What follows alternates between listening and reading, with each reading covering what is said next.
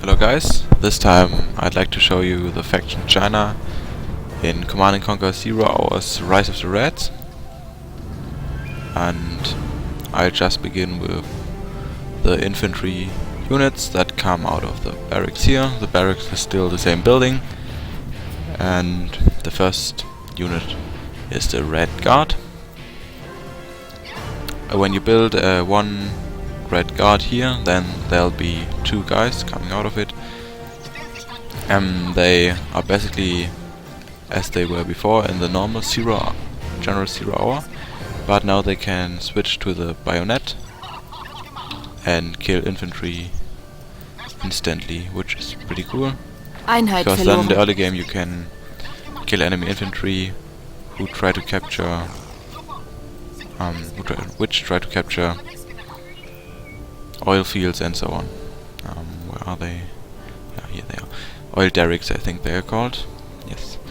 Then the tank hunter. That's I think it was also called the tank hunter in Zero Hour, but this one does not shoot rockets. It does have a flak gun that shoots instantly and can also attack air. I think it's not that strong anymore, but it's pretty cool because the rockets cannot get destroyed by lasers, and they cannot get countermeasured by ECM. Yeah. They also have an ability to place explosive charges at tanks or something, but I cannot show you that now because I do not have an enemy in this game. Then there's the pyrotechnician, I don't know. He's basically a flamethrower, and he's new. He's like the dragon tank, but in small. He can shoot a wall of fire, like the dragon tank, and when he dies, he eventually Einheit explodes, verloren. which is not that good. If you, like as you've seen here, he explodes, and then there's a small napalm explosion around him. So you shouldn't mix him in your, if you make a huge infantry blob, then you shouldn't mix him in, because when they die, they deal a lot of damage to your own infantry. But alone they are pretty strong and can also clear out garrisons. Can be manned in bunkers, which makes them super awesome against basically everything. Then there are the hackers. They stayed as they were before. Nothing special about them, I think. And Black Lotus, I haven't built her yet. I'll come to her later, I think, but there's also the new Knir and the Volunteer Squad. Volunteer Squad is basically like the GLA mob, but I can't show you that now because I chose the tactical nuclear weapons instead of the mass mobilization, which would give me the Overlord, which also stayed basically the same. The Overlord is still the same unit. But with the tactical nuclear weapons I get the new Knir, and new cannon and a nuke loadout for the Han gunship, which I will tell you later. First the Black Bot. It now does have some extra abilities. It can hack into enemy vehicles and then see what they see. It can also reveal hidden units, because China does only have one unit that can reveal hidden units, and that's the transport here. So it's great that at least Blackbot does have that ability. Then it can still hack vehicles, make them EMP'd, I don't know, that they can move anymore, and hack money and capture buildings.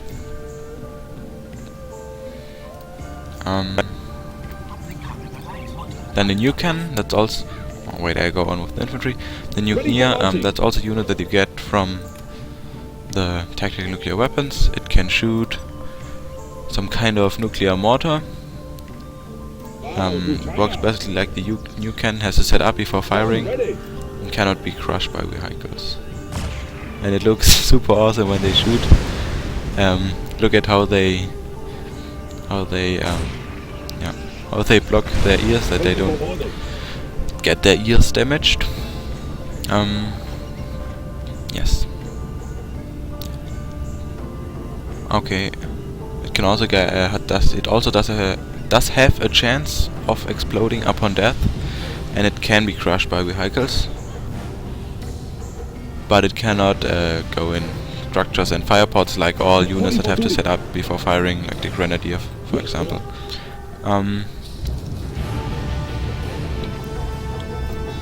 Yeah, what something about China, they all have the horde bonus if there are a lot of them together. For example, there are 6 tanks.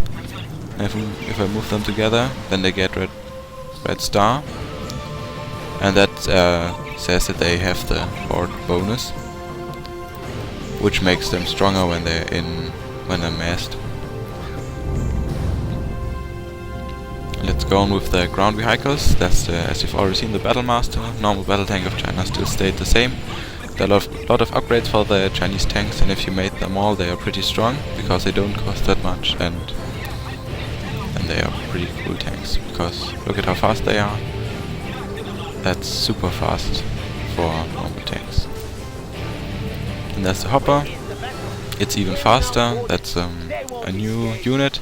When you build one of them, then there are 2 of them that they come out, like with the red guards, and they can spot an area. Then they see a huge area around themselves.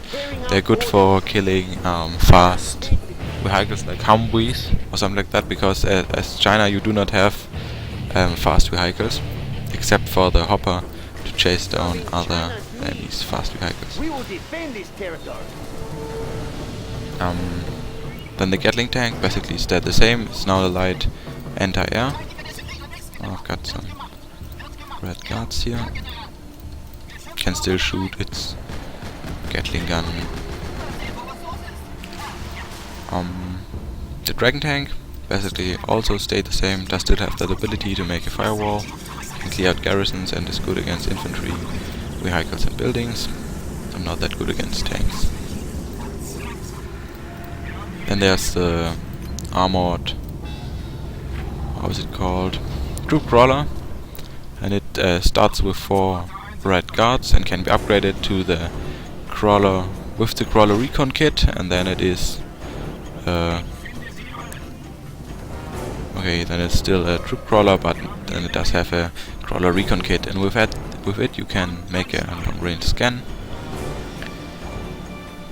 and that's your way to see what lies behind.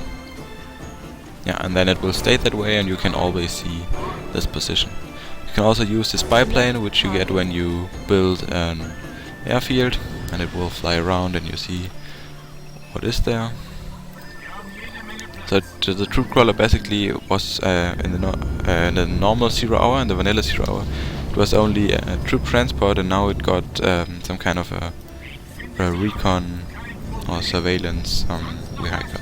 That's pretty cool, I think, because now it fills a lot more roles than it did before. And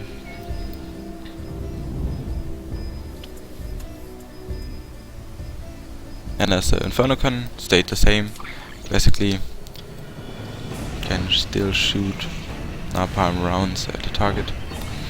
When you have 4 of them or more, I think, then they will create a firestorm, and that will deal more damage to all units caught in the radius. That's the Twin Fang, that's the heavy anti-air, does have 6 rounds, and can shoot them, does deal splash damage to air units. But I think it cannot shoot while moving, because as you see it does have 2 of these, I don't know how they're called, but it cannot shoot while moving. It deals a lot of damage, can shoot 6 rounds, and then it has to reload. I don't want to kill that. And there's the nuke cannon. You only get it when you unlock it with the tactical nuclear weapons loadout.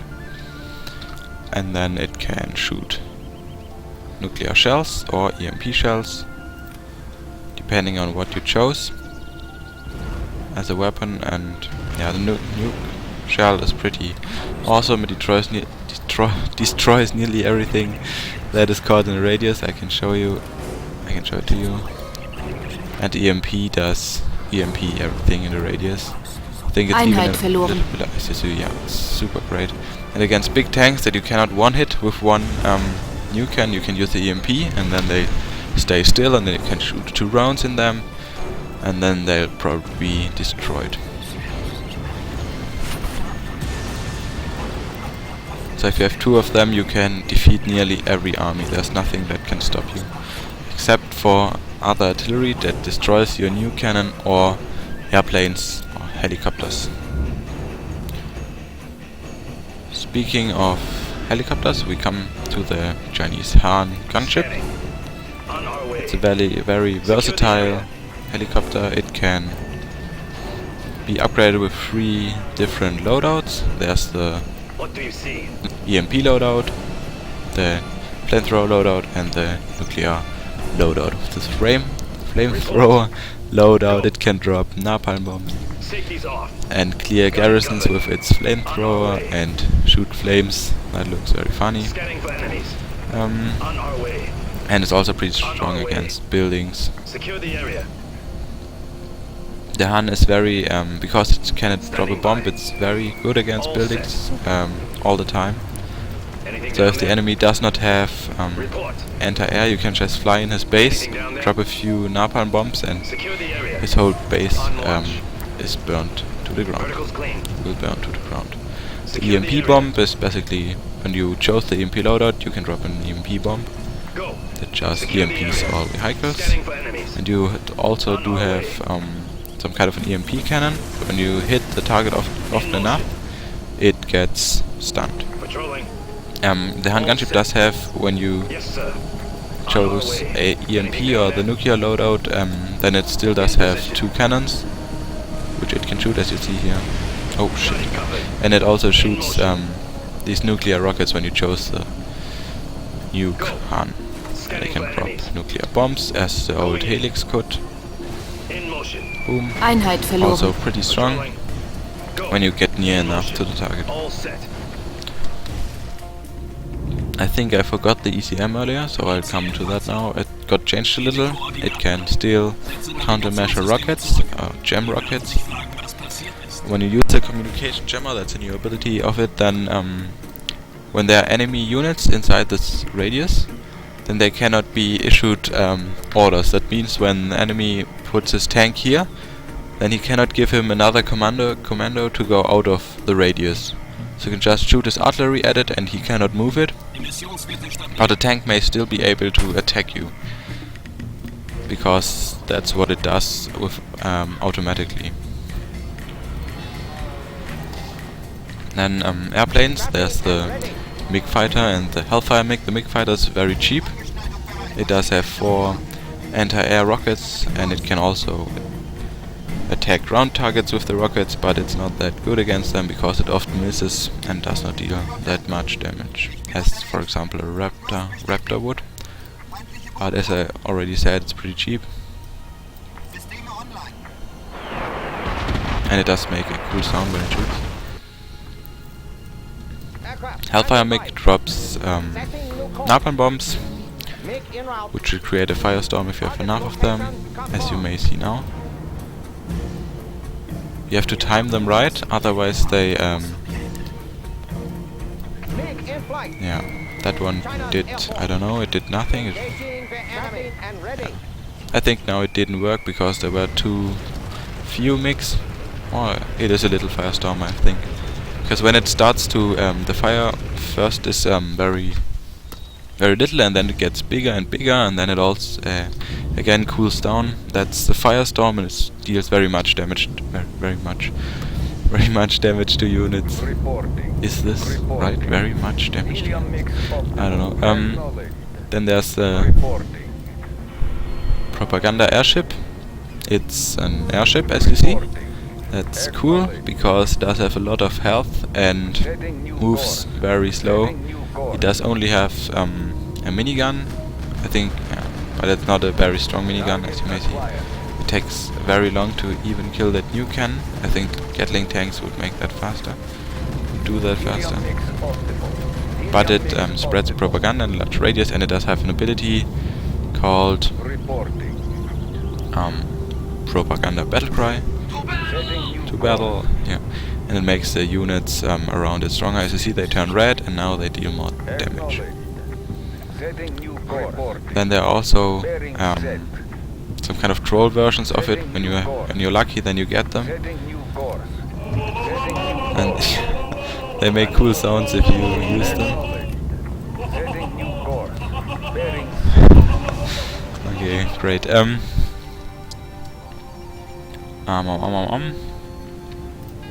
Upgrade buildings. There's the propaganda center where you can make a lot of propaganda upgrades. Nationalism, which makes the horde bonus greater, and one that makes propaganda better.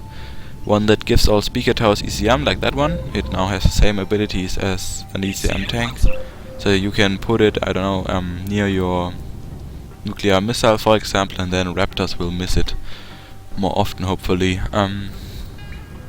Patriotism, that's very important at the beginning to make your infantry cost less, and chain guns, which make your Gatling guns shoot faster. That's also good for Gatling tanks because they take a lot of time to start shooting. China can use landmines on every building, as you see here.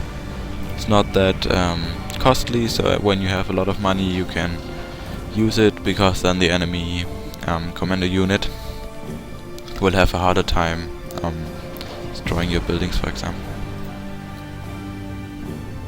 Then there's also the breeder reactor. It's basically just a big nuclear reactor, and it gives you more energy than a normal one does. You can only build one of it, and it does also have some crucial upgrades that you need. The MiG armor, as it was also in the 0 Hour version at the airport. Black Napalm, also the same from 0 Hour, and it does have 2 upgrades that I think the nuclear missile had in 0 Hour, and makes the tanks faster and stronger. And then you also need that isotope stability, because if you use the nuclear tanks upgrade, then your tanks explode when they're damaged and leave leave radiation around them. And if you make the isotope stability upgrade after that, then there won't be any radiation around the tanks.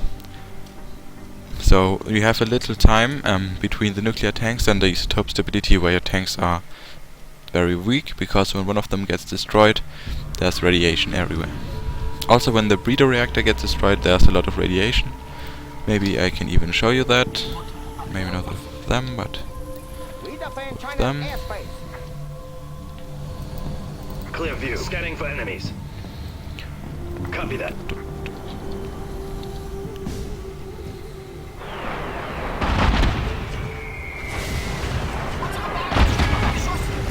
Yeah, now it burns. Einheit verloren. Boom, even that ECM gets destroyed. Wir haben zu wenig Energie. And I do not have enough energy anymore, but I can, it's no problem, I can overcharge another reactor, and then it will give me more energy. I think that was also in 0 Hour. Now I'll show you the nuclear missile, because it got a little bit changed, and it's just super awesome. It looks more awesome than it ever did before, and is also stronger, I think. But a nuclear missile takes 6 minutes to get ready. Einheit verloren. Yeah, and now pieces fly apart, and that's just super cool. Now I destroyed my reactors here, and I cannot shoot another missile. That was stupid.